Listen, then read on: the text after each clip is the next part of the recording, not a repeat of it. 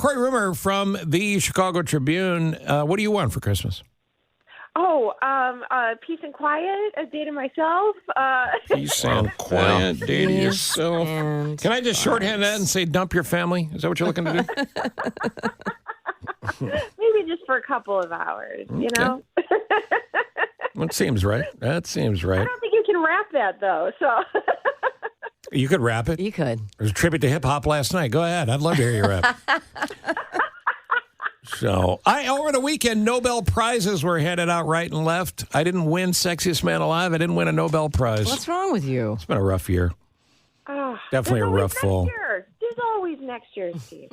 And I found out that Bob Nobel...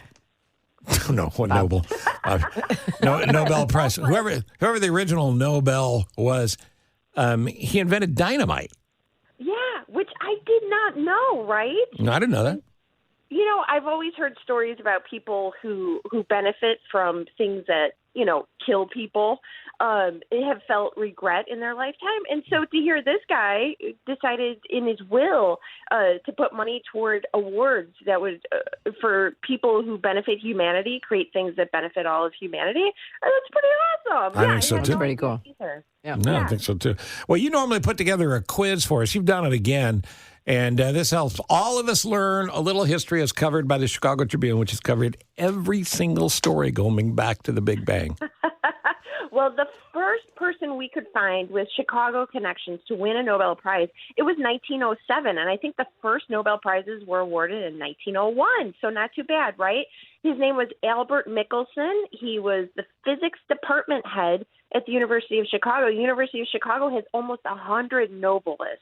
As of right now, nobody awarded last night, but the year before there was somebody from the. Well, University what kind of slackers at the UC this year? I know.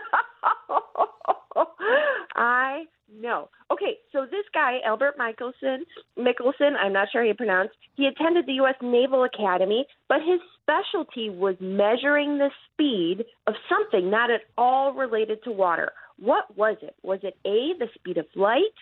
B, the speed of sound, or C, the speed of traffic flow on the Kennedy now that all the lanes are reopened?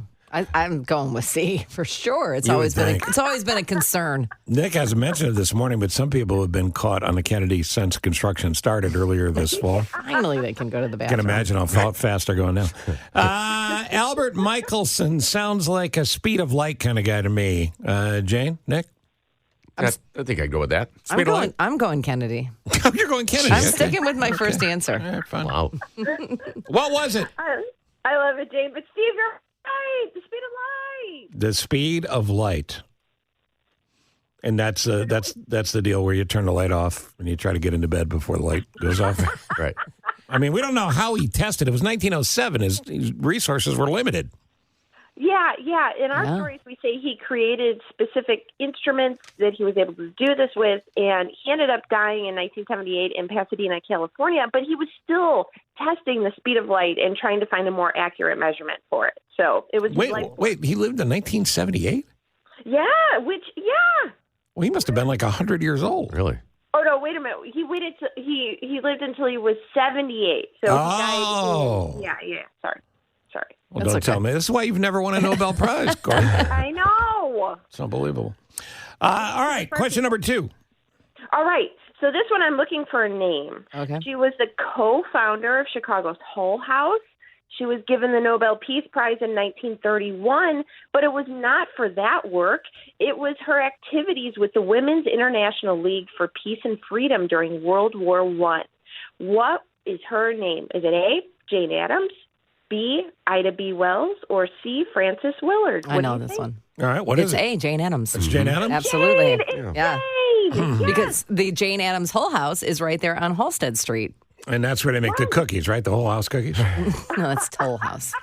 Oh, I'm so stupid. Can't believe I said that. I apologize. Give me one more. All right, last one. Leon Lederman.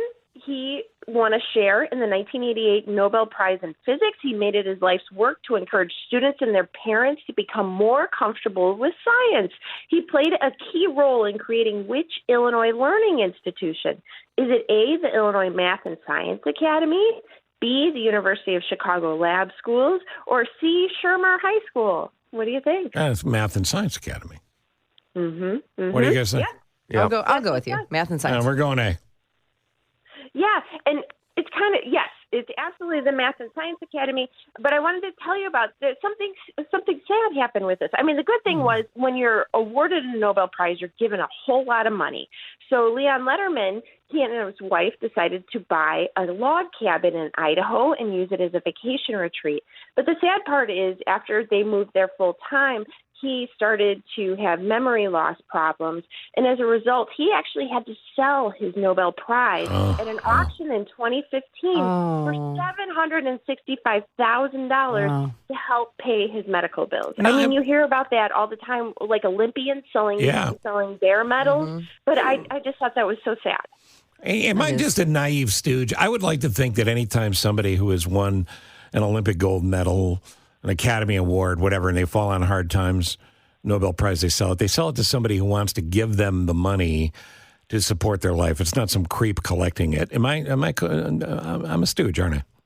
I'd like to think that too, Steve. I'm not sure that that's the case because we've seen it happen so many times. It's just so sad. This person with his brilliant mind, when he starts to have medical problems, had to do that in order to survive and to pay bills. It's just awful. But anyway. You know what else is sad that comes from your report this morning? What? Northwestern, 3 Nobels. University of Chicago, 99. Yeah. I know. It's incredible, right? It's crazy. It's almost like there's a bunch of nerds over, in Hyde Park. Super smart nerds in that cool campus. By the way, if you've never been there, it's because you're not welcome. No, if you've never been there, do what I do, and I've done this more than once. On a nice summer day, you go over, you walk through that quad. Mm-hmm. It's like you're not even in downtown Chicago. It's like a whole separate world. Yeah. So special. And they have mummies. They have mummies at the museum there. My son and I have gone there before. Oh, that sounds illegal. Somebody should report that. How do you get the Vintage Chicago Tribune? Okay, you go to chicagotribune.com/newsletters, sign up for Vintage Chicago Tribune, and I'll be in your inbox every Thursday afternoon. Are you with us next week so we can wish you a proper Merry Christmas? Yes, absolutely. All right, Kori, thank you. Hold on, please. That's Kori Rumore. 7:31. You're not going to believe a new poll out about Nikki Haley and President Biden. Oh, I'd like to hear blowing this. the doors off. Wait to hear this number.